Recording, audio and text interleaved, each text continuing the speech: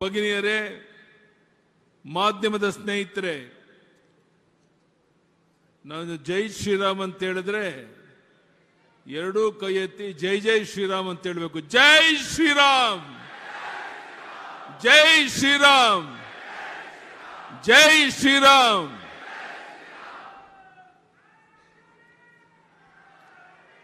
ಬಂಧುಗಳೇ, ನಾವು ನೀವೆಲ್ಲ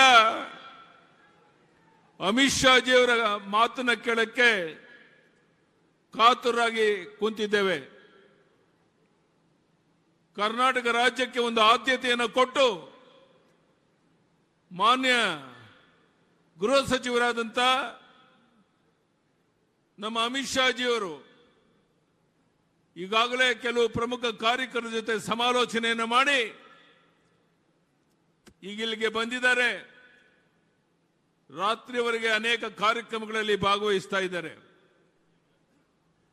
ಬಂಧುಗಳೇ, ನಾನು ನಿಮ್ಮನ್ನ ಕಾಂಗ್ರೆಸ್ನವ್ರನ್ನ ಕೇಳಬೇಕು, ನಿಮ್ಮ ಪ್ರಧಾನಿ ಕಾಂಗ್ರೆಸ್ಸಿನ ಅಭ್ಯರ್ಥಿ ಯಾರು ಹೇಳ್ತಾರೆ? ಅವನವ್ರ ಹೆಸರು ತಾಕತ್ತಿದೆಯಾ?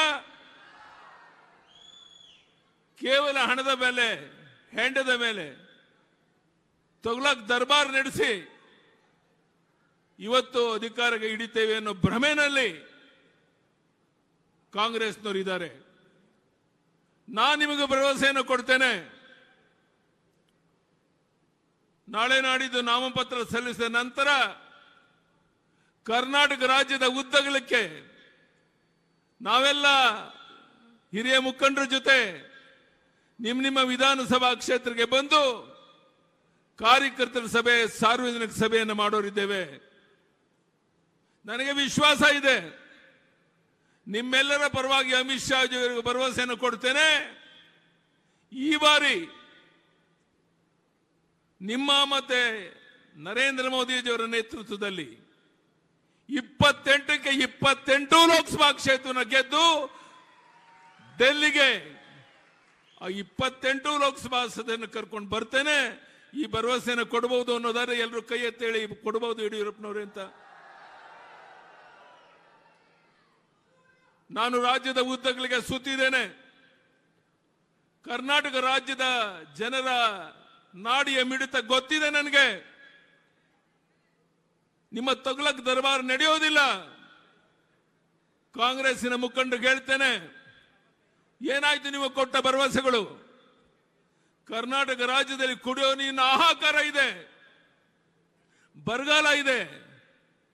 ಬೆಂಗಳೂರಿನಲ್ಲಿ ಕುಡಿಯೋ ನೀರಿಲ್ಲದೇನೆ ಜನ ಹಾಹಾಕಾರ ಪಡ್ತಾ ಇರುವಂತ, ಪಶು ಪಕ್ಷಿ ಪ್ರಾಣಿಗಳಿಗೂ ನೀರಿಲ್ಲದೆ ಇರುವಂತ ಒಂದು ದುಸ್ಥಿತಿ ಕರ್ನಾಟಕ ರಾಜ್ಯದಲ್ಲಿದೆ.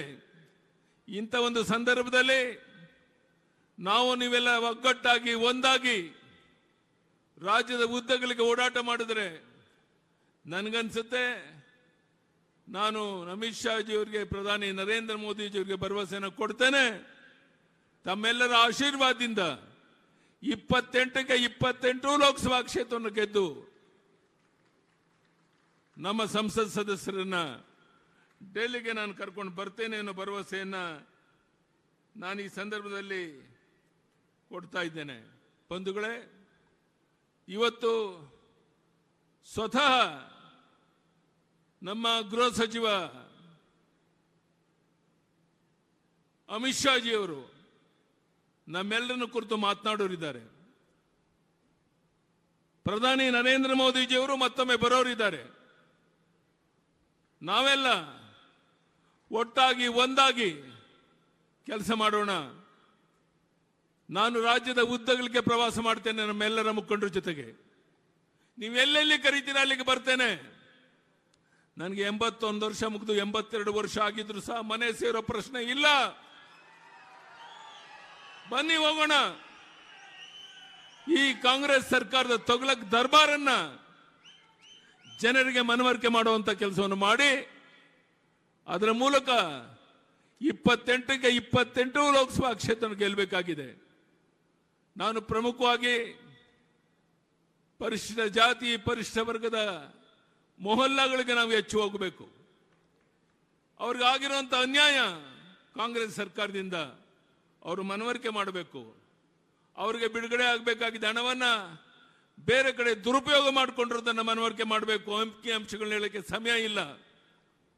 ಈ ರೀತಿ ರಾಜ್ಯದ ಉದ್ದಗಲಿಗೆ ಪ್ರವಾಸ ಮಾಡಿ 28ಕ್ಕೆ 28 ಲೋಕಸಭಾ ಕ್ಷೇತ್ರವನ್ನು ಗೆಲ್ಲೋದಕ್ಕೆ ಅವಕಾಶ ಇದೆ.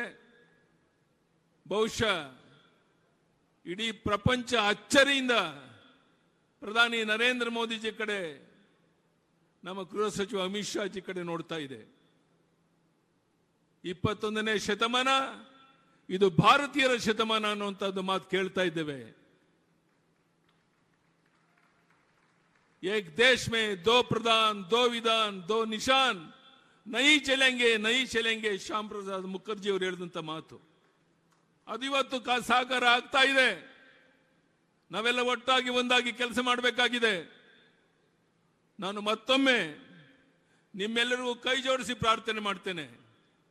ಯಾವ ಪ್ರಧಾನಿ ನರೇಂದ್ರ ಮೋದಿಜಿಯವರು, ಅಮಿತ್ ಶಾ ಜಿಯವರು ಒಂದು ದಿನ ವಿಶ್ರಾಂತಿಯನ್ನು ಪಡೆದೇನೆ ದೇಶದ ಉದ್ದಗಲಿಗೆ ಹೋಗಿ ಬಂದ ಮೇಲೂ ಸಹ ಪಕ್ಷವನ್ನು ಬಲಪಡಿಸೋ ದೃಷ್ಟಿಯಿಂದ ಕೆಲಸ ಮಾಡ್ತಿರ್ಬೇಕಾದ್ರೆ ನಾನು ಇವಿಷ್ಟೇ ನಿಮ್ಮನ್ನ ಕೈ ಜೋಡಿಸಿ ಪ್ರಾರ್ಥನೆ ಮಾಡುವಂಥದ್ದು. ಬರುವಂತ ಚುನಾವಣೆ ವರೆಗೆ ಯಡಿಯೂರಪ್ಪನವರೇ, ನಾವ್ಯಾರು ಮನೆ ಸೇರಲ್ಲ, ಮನೆಗೆ ಹೋಗಿ ಬಿಜೆಪಿ ಅಭ್ಯರ್ಥಿ ಯಾರೇ ಇರಲಿ ಅವ್ರನ್ನ ಗೆಲ್ಸಕ್ಕೆ ಪ್ರಾಮಾಣಿಕ ಪ್ರಯತ್ನ ಮಾಡ್ತೇವೆ ಅನ್ನೋ ಭರವಸೆಯನ್ನು ನೀವು ಕೊಟ್ರೆ ಖಂಡಿತ ನಾವು 28ಕ್ಕೆ 28 ಲೋಕಸಭಾ ಕ್ಷೇತ್ರವನ್ನ ಗೆಲ್ಲಕ್ಕೆ ಸಾಧ್ಯ ಇದೆ. ಇಡೀ ಜಗತ್ತು ಈ ಬರುವಂತಹ ಲೋಕಸಭಾ ಚುನಾವಣೆ ಕಡೆ ನೋಡ್ತಾ ಇದೆ. ಇಡೀ ಜಗತ್ತು ಪ್ರಧಾನಿ ನರೇಂದ್ರ ಮೋದಿ ಕಡೆ, ಅಮಿತ್ ಶಾ ಜಿ ಕಡೆ ನೋಡ್ತಾ ಇದೆ. ಇಂಥ ಒಂದು ಸಂದರ್ಭದಲ್ಲಿ ನಾವೆಲ್ಲ ಒಂದಾಗಿ ಕರ್ನಾಟಕ ರಾಜ್ಯವನ್ನು ಮಾದರಿ ರಾಜ್ಯವನ್ನಾಗಿ ಮಾಡೋಣ. ಏನಾಯ್ತು ಕಾಂಗ್ರೆಸ್ ಮುಖಂಡರು ಕೇಳ್ತೇನೆ, ಕಿಸಾನ್ ಸನ್ಮಾನ್ ಯೋಜನೆ 6,000 ರೂಪಾಯಿ ಕೇಂದ್ರ ಕೊಟ್ಟರೆ ನಾನು ಮುಖ್ಯಮಂತ್ರಿ ಆಗಿ ನಾನು 4,000 ಕೊಡ್ತಾ ಇದ್ದೆ.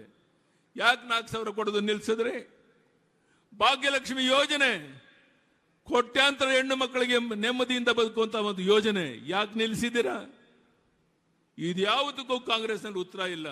ಕಾರಣ ಕಾಂಗ್ರೆಸ್ ದಿವಾಳಿಯಾಗಿದೆ, ಪಾಪರಾಗಿದೆ, ಅಭಿವೃದ್ಧಿ ಕಾರ್ಯಕ್ಕೆ ಹಣ ಇಲ್ಲ, ಎಲ್ಲ ನೀರಾವರಿ ಯೋಜನೆಗಳು ಸ್ಥಗಿತ ಆಗಿದೆ.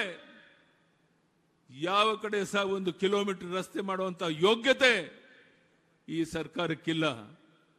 ಇಂಥ ಒಂದು ಸಂದರ್ಭದಲ್ಲಿ ನಮ್ಮ ಮುಖ್ಯಮಂತ್ರಿಗಳು ಮೈಸೂರಿಗೆ ಹೋಗಿ ಹೇಳಿದ್ದಾರೆ, ನನ್ನ ಉಳಿಸಿ ನನಗೆ ಹೆಚ್ಚು ಓಟ್ ಕೊಡಿ ಅಂತ ಕೈ ಜೋಡಿಸಿ ಪ್ರಾರ್ಥನೆ ಮಾಡಿದ್ದಾರೆ.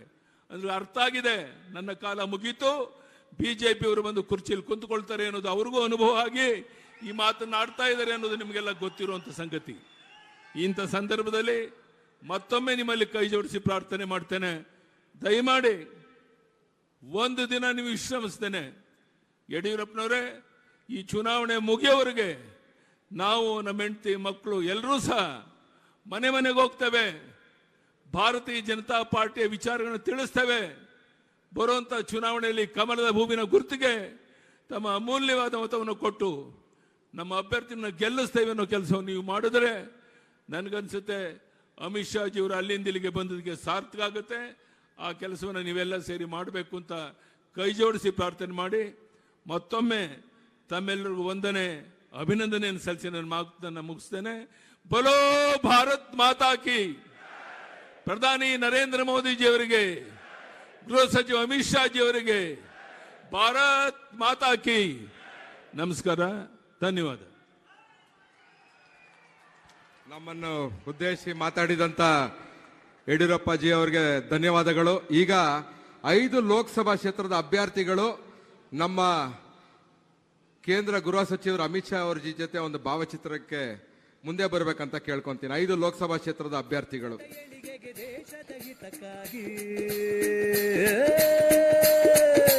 ಬಿಜೆಪಿಗೆ ಮತ ಬಿಜೆಪಿಗೆ, ಬಿಜೆಪಿಗೆ ಮತ ಬಿಜೆಪಿಗೆ, ಬಿಜೆಪಿಗೆ ಮತ ಬಿಜೆಪಿಗೆ, ಬಿಜೆಪಿಗೆ ಮತ ಬಿಜೆಪಿಗೆ, ಬಿಜೆಪಿಗೆ ಮತ ಬಿಜೆಪಿಗೆ, ಬಿಜೆಪಿಗೆ ಮತ ಬಿಜೆಪಿಗೆ. ಧನ್ಯವಾದಗಳು.